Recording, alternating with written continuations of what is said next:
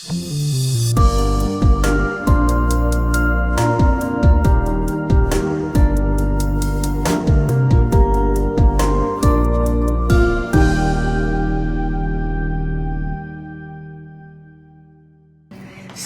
today, mga kapatid, our topic today is really very beautiful topic.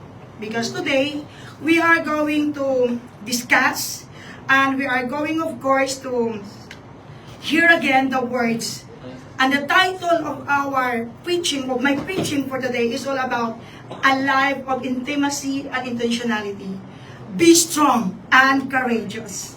So, are you strong? Amen. I want a very loud voice. Are you strong? Amen. Are you courageous? Amen. Even though it means sometimes that you are going to face trials, troubles, you have to remain strong and courageous. Amen. Amen. So, mga kapatid, so life is full of uncertainties, challenges, and moments that test our faith. There are times when fear grips our hearts, doubt clouds our vision, discouragement makes us feel unqualified, and problems make us weak and wanted us to give up. Diba minsan sa buhay natin, even though we're a Christian, life is not easy. There are lots of worries, there are lots of problems bombarding our mind. God, bakit? Why I have to face struggles? Bakit yung mga problemang dumating, whether you will admit it or not, mga kapatid, in behalf of that smile, in behalf of that courage, in behalf ng mga pinapakita nating strength deep inside of our heart. Sometimes, there is always fear and struggles. Amen? Bawat isa natin, mga kapatid, every one of us in this room, may kanya-kanya tayong fear, mga kapatid. We have different problems. Me, you see me as a jolly person, but who knows that deep inside, nakakulang, nakakaalam at Panginoon, I have also struggles. However, mga kapatid, I have a good news. God called to us is clear in Joshua chapter 1, verse 9. So, I want you all, mga kapatid, to read the verse here. So, have I not commanded you to be strong and courageous? Do not be afraid. Do not be discouraged. For the Lord your God is with you wherever you go. Amen. Di ba mga kapatid, napakaganda pakinggan yung promises na yan ng Panginoon. If you see, mga kapatid, have I not commanded you to be strong and courageous? It is a question mark. Di ba? That is a question na binigay sa Panginoon. This is not just an encouragement, mga kapatid, but it is a divine command. Banal na kautusan ng Panginoon, mga kapatid. Strength and courage are not dependent on circumstances, emotions, or personal ability. Hindi yan, kapatid, ang mga strength na meron tayo, the courage that we have. Hindi yan, kapatid, nakalipindi lang sa sitwasyon.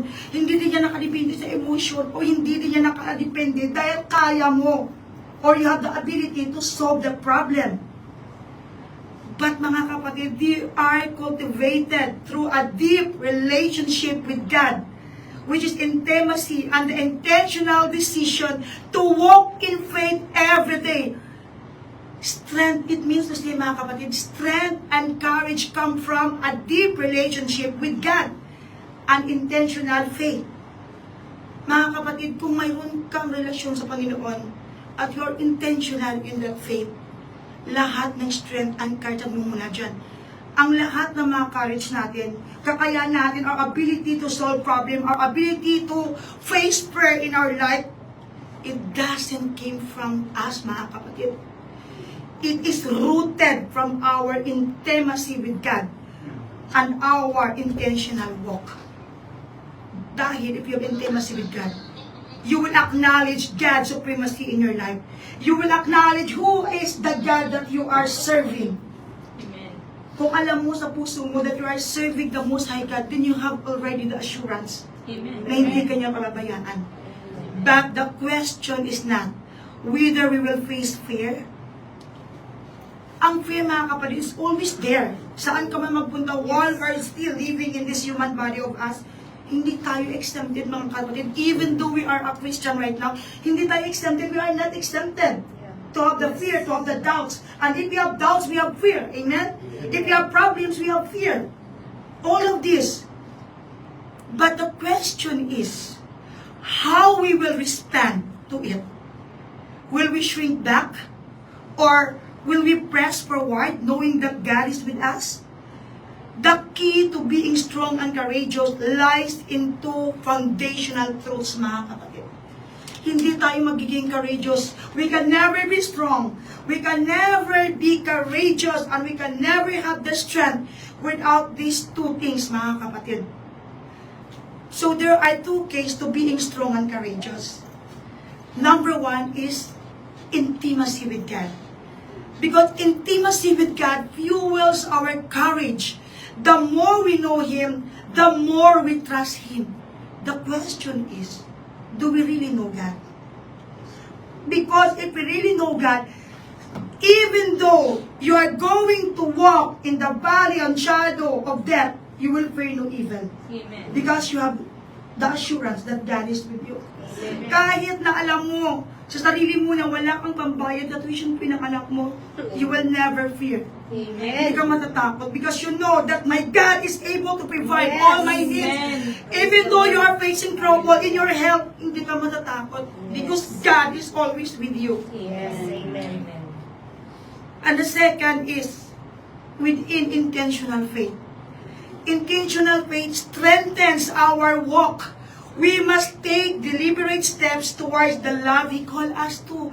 Hindi lang yung faith, mga kapatid, na faith ka lang ng faith. Uupo ka lang, you will just simply sit back and wait. It means to say, you have to step, you have to move.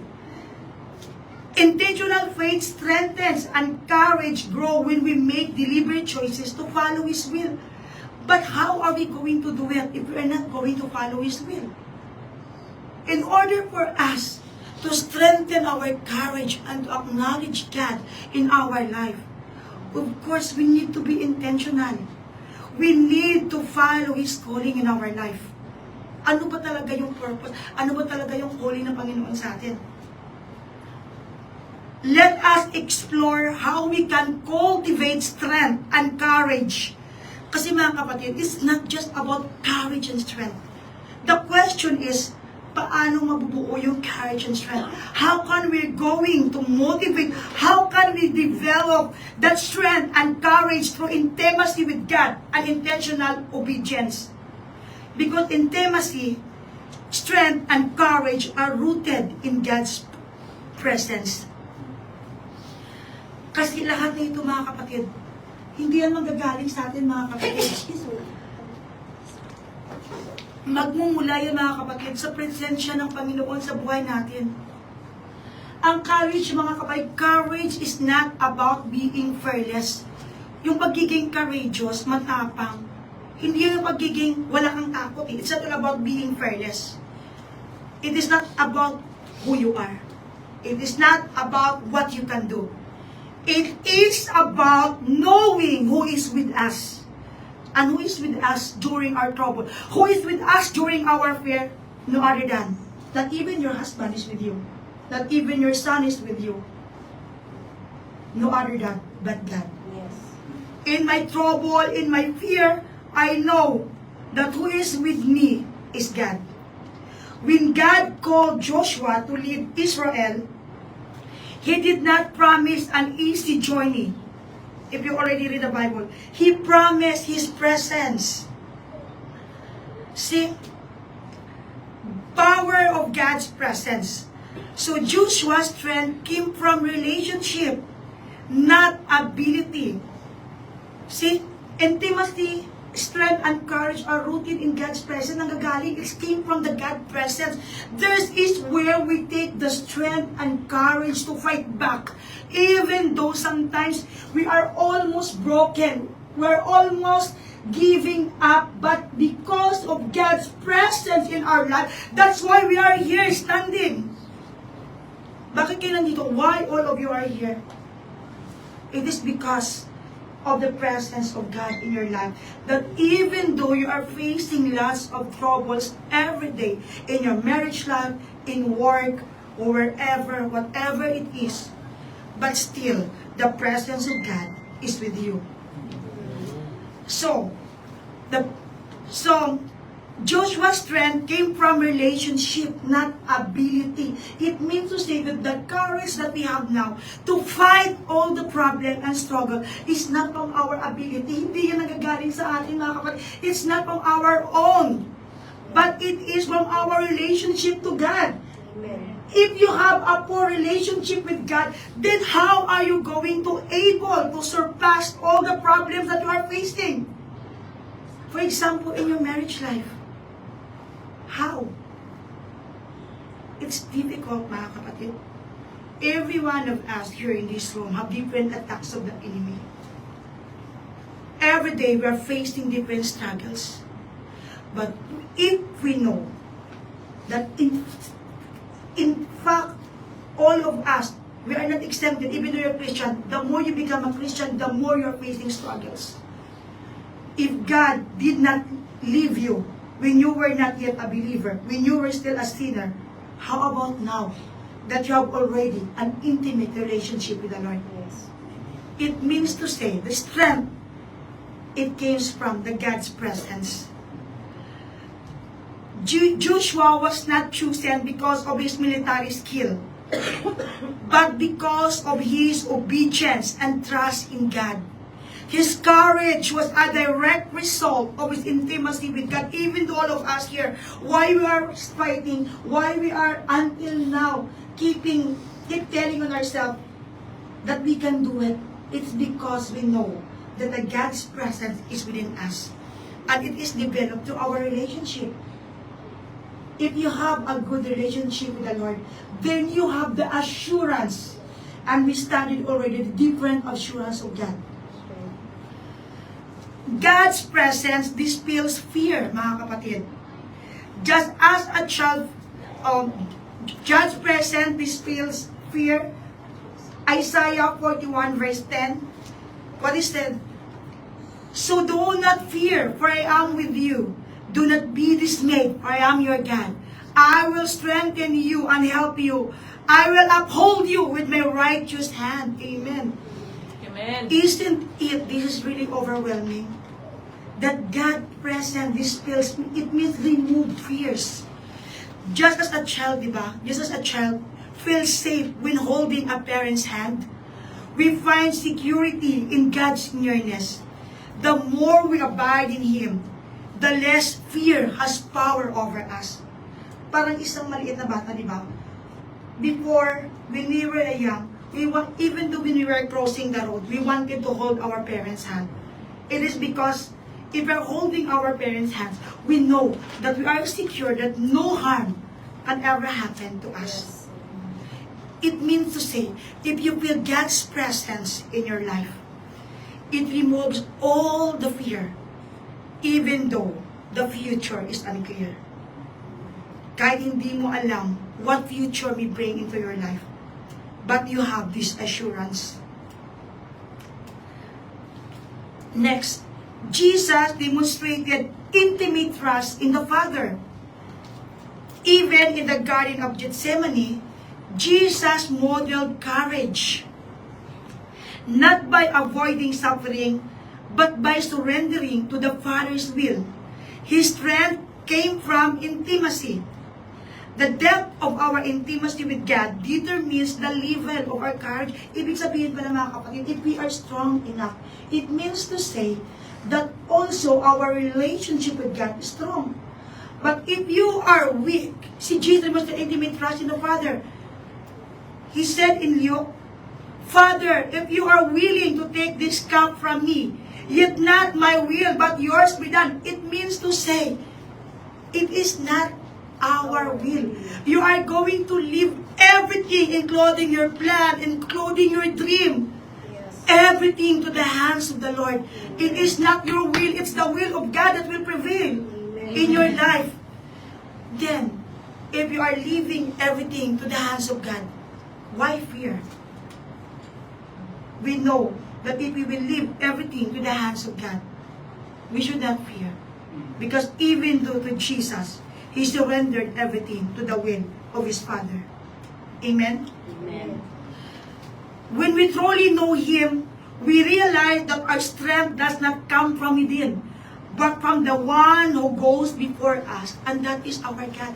The strength that we have, kung bakit tayo nandito, the strength and the courage that we have, even though we are sick, we are still working, even though that we are already crushed down, even though that we almost want to give up, even though that life is unfair in our life, even though that we are suffering brokenness, but still we have the assurance not to be a coward, not to surrender, because God doesn't want us to be a coward. God wants us to be a warrior, and not just only a warrior, but to be victorious. Amen. But if you will give up, how could you become victorious? Amen? But the question, mga kapatid, we know already that our courage, that the strength that we have, came from intimacy with God. Because sometimes we are claiming that we have a deep intimacy with God, but the truth is we don't have. You know why? In a small problem, we wanted to give up. In a small worries and disappointment, we wanted to leave the church. We don't want to pursue. It happened to me before. Even though we know already the Word of God, but still sometimes we have worries, we have disappointment that will lead us astray. But the question now, how do we deepen our intimacy with God? The first one is meditate on His Word daily. In Joshua chapter 1 verse 8, the Word is our foundation for faith and strength. The more we know it, the more we trust His promises. If we are opening our Bible, mga kapatid, the Word of God is speaking unto us. Sometimes we feel like giving up. But when we open the Bible, we read every single thing. Then, the Word of God refuel us, recharge us, give us strength that life does not end here. That life should not be given up. Because in every fight of us, God is always fighting in behalf of us. The question is, are we meditating His Word daily? The second, cultivate a prayer life that seek His presence. The question is, are we really seeking the presence of God in our life, or we're only good in talking? Prayer is not just asking for help. The problem is, we're only praying if we want help. We're only praying if we want something that God is going to give into our life.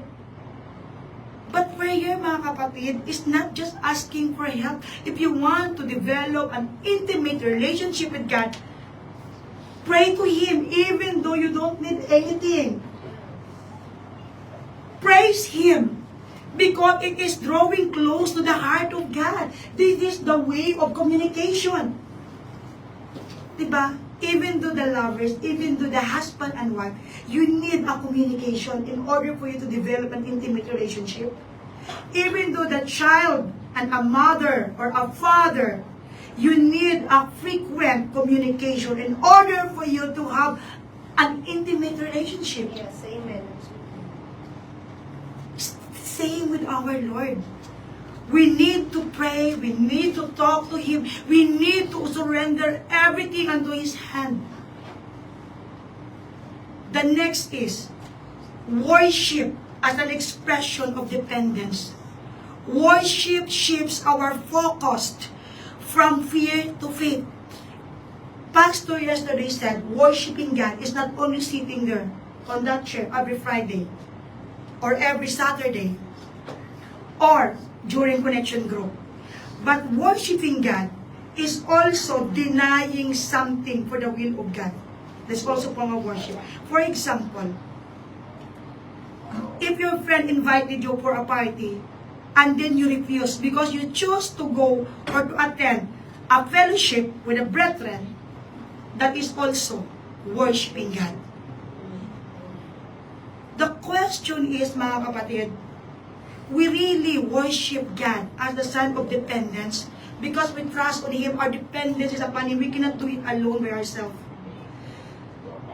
And worship shifts our focus from fear to faith. Instead of feeling that fear, yung pagkatakot, it changed into faith. Sometimes we experiencing fear. Kahit ako minsan, I fear what will the future will come, what will the future will be holding me. But knowing that I have God in my life, and I always believe in His promises that He will never leave me nor forsake me, even though I don't have lots of investment. And my investment is only my worship to God. I know that I will be victorious. I know that during my old years, even though I'm single, I will never stay alone. It means to say that worship remove obstacles to the power of God. It will remove everything. Lahat ng barriers, it will remove. The fourth one is listen to His voice and obey promptly. Sometimes, there is a leading of the Holy Spirit that's telling us the things that not to do and to avoid. But sometimes we are deaf. Nagbibingi-bingihan tayo. We are not listening. Intimacy leads to obedience, mga kapatid. If you have intimate relationship with God, then you have to obey His command. The more we respond to His leading, the more we experience His faithfulness, mga kapatid. I am the living testimony. And I am experiencing His faithfulness in my life. When I choose to obey God, I have to remove everything in my life. It's not easy. But glory to God, that obedience resulted into abundant of blessings, not only to me, but to my whole family, mga kapatid. If it happened to me, it will happen to you too. Intimacy builds confidence in God, mga kapatid, which strengthens our courage to face whatever comes our way. Whatever comes our way, whether it is a typhoon, whether it is an earthquake, it will give us strength to face the courage. We will not be fear. But courage requires daily action, mga kapatid. The question is, are we taking an action in order to have that courage? Madali lang magsabi, it's easy for us to say, I have to move, I have to have the faith in order to have the intimacy with the Lord. But the question is, are you doing it intentionally? Because courage requires daily action means you need to be intentional. You have to put an effort. You have to put an action. Faith is not passive. It is an intentional choice to trust and obey God even when fear is present. What does it mean, mga kapatid? It means that faith is not passive. It doesn't mean that you will just sit. You will submit only, oh, I have the faith, I have the faith, I pray. It is intentional. You have to put an action. Intentional, put an action. Faith is a noun. But of course, in order na magbigay ka ng buhay, in order to make your faith alive, you have to put an action. You have to be intentional to trust and obey God. Even when there is fear, kahit may takot, but you have to choose to obey. So what are those intentional faith in action? So, what are they? So, taking steps of faith despite fear. In Matthew chapter 14, verse 29 to 31, I will not read. It's all about Peter. God said, Jesus said, come. He said, then Peter got down out of the boat, walked on the water, and came toward Jesus. But when he saw the wind, he was afraid and beginning to sink, cried out, Lord, save me. Immediately, Jesus reached out his hand and caught him. You of little faith. He said, why did you doubt? Are you seeing Peter? It means to say that even though you fear, Peter experienced fear, but still, he called out to God. He fixed his eyes on Jesus, and after when he experienced the fear, and he fixed his eyes to Jesus, then that fear changed into courage. Fear overwhelmed him.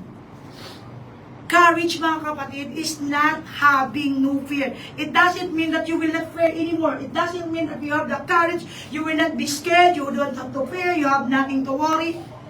Still, there is worry because I told you, while we are living in this human body, we are not exempted from any of this, from fear, trouble, anything. It is all about keeping our focus on God despite of everything. Just like Peter, he's scared that the boat may sink. But when he fixed his eyes to Jesus, he is victorious. Nothing harm happened to Peter. Just like us. We have to fix our eyes to Jesus. Next, removing what holds us back. Just like Abraham left his homeland in obedience. We all know that Abraham left his homeland in obedience. Moses gave up the comfort of Pharaoh's palace. Diba? Moses left Egypt. The disciples left their nets to follow Jesus. Iniwan nila lahat only to follow Jesus. It means courage means walking away from what is familiar to pursue God's greater plan.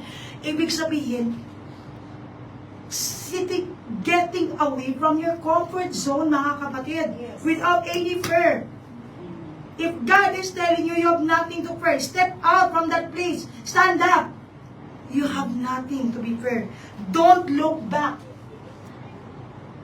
If you really wanted to follow God, you have to carry your cross to follow Him without holding back.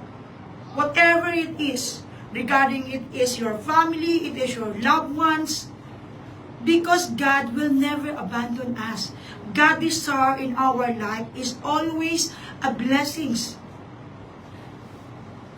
So, removing what holds us back. Ano ba yung mga nag-hold us back? Is that your ambition? Is that your dream?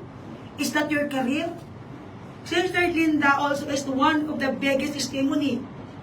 He left his comfort zone before. In order to follow Jesus, he earns a lot in that. But when he followed Jesus, she removed everything. There are lots of us stay away or walk away from our comfort zone. And I am one of them. I move away from my comfort zone. I have everything before, but this is not what God wants in my life. Amen? Amen. The next thing is surrounding ourselves with people of faith. In Hebrews chapter 10 verse 25, it is stated, "And let us not neglect our meeting together, as some people do, but encourage one another, especially now that the day of His return is drawing near." So it means Joshua had Moses to mentor him. David had Jonathan's encouragement. The early church thrived through fellowship. It means to say, brethren, we must be intentional in choosing relationships that strengthen, not weaken our faith. Even though losing people around you, Amen. even though losing your loved ones, even though losing a decade of friendship. Amen. Amen? If we really wanted to follow God, and if we really wanted to be intentional in our faith, in order for us the courage, then we need to remove everything, even though the relationship that is not right to the eyes of our Lord Jesus Christ, even though it means problem, even though it means hardship, because God has given us already the assurance and courage, the divine commandment not to fear, not to be afraid. When I left before my luxurious life, of course, I was afraid. But I remember some verses before in the Bible that I have nothing to be afraid. Then, I continue my walk to the Lord. And surrounding yourself, it will give you strength and courage in times of difficulty. Brethren, when I was new to this faith, I almost wanted to give up. Being a Christian is not easy. I called my kumare, Mariroda, I don't longer want to go to the church. I am very much disappointed. Pastor and pastor wife is very strict. I don't want to pursue. I don't want to continue. I want to give up. But glory to God. I have the people around me, surrounding me with people of faith who encourage me not to give up. It is very important to surround yourself in order to you to have the courage to fight the good fight of faith. Amen. Because without these people, you might lose. Yes. So living with intentionality means meditating on God's word daily, praying for boldness, taking steps of obedience even when afraid, and choosing faith over feeling. Meditating on God's word daily, we all know this. We have to open our Bible and to meditate in His word. We have to be on guard. We have to soak ourselves with the holy presence of our Lord Jesus Christ and the Holy Spirit so we can walk with courage and strength. Praying for boldness that we're not going to compromise the Word of God. Taking step of obedience even when afraid, even though when we're afraid to lose something, even though when we are afraid what future awaits, even though the tomorrow is unclear. But take a step of obedience, obeying God's command into your life, because He has a promise. We have that assurance of answered prayer. Amen. Choosing faith over feelings. It's not all about feelings. It's all about faith. Because this feeling, this heart, it will not bring anything good. Because we know, we have the wisdom that heart is desperately wicked. So don't choose feelings over faith. We do not accidentally become strong and courageous. We intentionally walk in faith every day. Being strong and courageous is not an accident. We become courageous because we walk in faith, because we have the faith that the supremacy of our supreme God is more than enough to solve all the problems and worries that we are facing every day. Our God is faithful. He is able to provide all our needs, even though we have nothing. And one person I really admire is Sister Lisa. She's not afraid to take her children from the comfort zone and send them away. Because she knows, and Pastor knows, that God is always faithful. There is fear. It doesn't mean that there is no fear. But knowing that there is God, she is secure and she is assured that they are going to be victorious and say, glory to God. Let us clap and recognize. So, what is the real life application, mga kapatid? Living a life of strength and courage means when we dedicate to follow Christ, we must be intentional in removing fear and walking in boldness. This means letting go fear, doubt, and distraction. We have to let go everything. And if we want to let go, we have to be intentional. If we know the Word of God, and if we know that we have the assurance that the brethren are here, and we know that we have the mentor who always supervises us in our spiritual walk, then we have to let go of fear, doubt, and distraction. Next, trusting that God will replace what we surrender with something greater. When you surrender your job to God, God, I know I'm going to leave this job to follow you, but I know you are going to open many doors for me to replace this job. Then something greater is going to happen. It happened to so many brethren. Just enjoy. Amen. It happened to me from 50K this salary. Going to, praise God, I will not mention. I trusted God.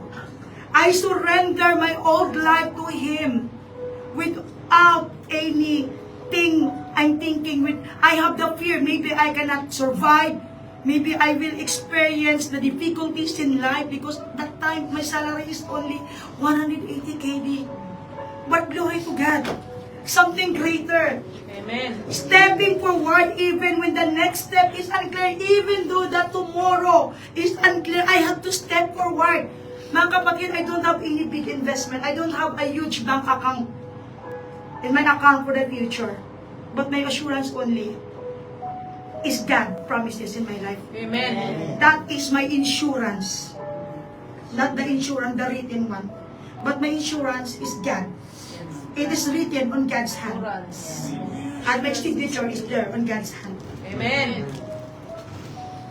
God's command to Joshua is also His command to us. Be strong. Stand firm in faith, knowing that God is with you. Whatever you're experiencing right now, you have to be strong.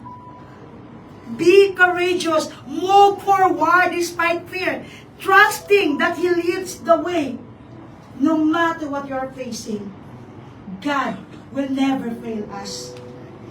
We have already the assurance of many things, assurance of knowledge, assurance of answered prayer. So may pinanghawakan na tayo. Strength and courage are not about who we are. Not because I am Jenny, I am strong enough. Not because Pastor Steve is a pastor, therefore he has the strength and courage. But about who God is in us, who is with us in our walk, who is with us daily. In my loneliness, in our loneliness, who is with us in the midst of storm, in the midst of earthquake, in the midst of everything. I was almost raped again before, last 2 weeks ago.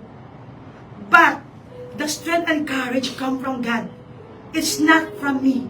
It's who with me that time, and that is God. Because that is His promises. He never leave me nor forsake me. So whatever the battle you are facing, you are going to soar high in the storm. You have to be still. So, conclusion.